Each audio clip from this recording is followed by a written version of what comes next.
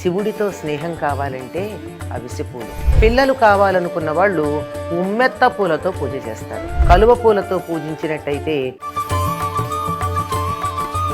శ్రీ గురుభ్యో నమః. శ్రీ మహాగణాధిపతయే నమః. ఓం నమః శివాయ.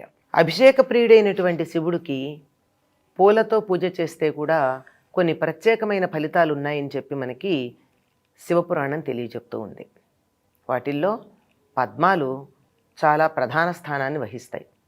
10 కోట్ల పద్మాలతో గనక ఆయన్ని పూజించినట్టయితే చక్రవర్తిత్వం వస్తుందిట.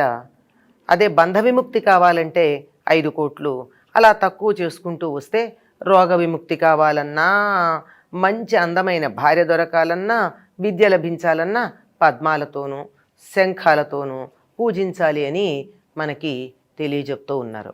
అంతేకాకుండా కుశలతో పూజిస్తే అంటే దర్భలతో గనక శివుడికి అర్చన చేసినట్టయితే దీర్ఘాయు వస్తుందిట.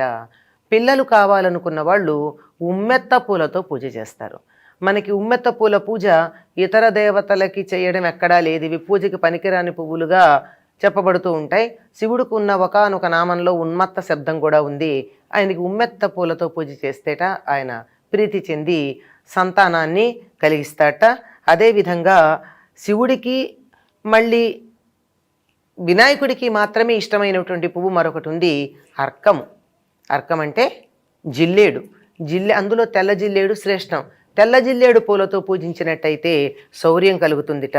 కలువ పూలతో పూజించినట్టయితే శత్రువులు దూరంగా పారిపోతారట. జపాకుసుమాలు అంటే మనం మందార పూలు అంటాం తెలుగులో.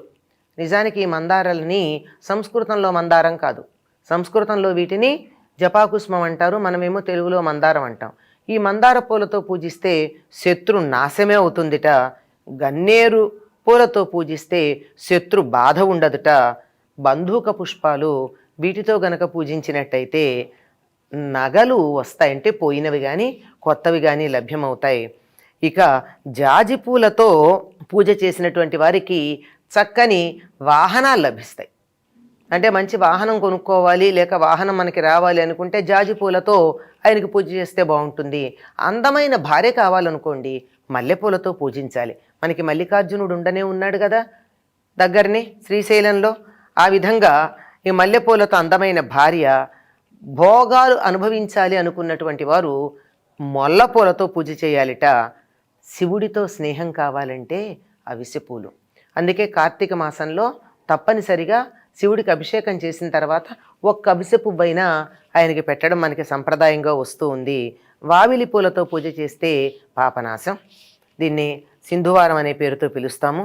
కొండగోగులతో మంచి వస్త్రాలు, దిరిసెన పూలతో మంచి సంబరం, ఈ పాటలీ కుసుమాలు అంటారు వీటిని.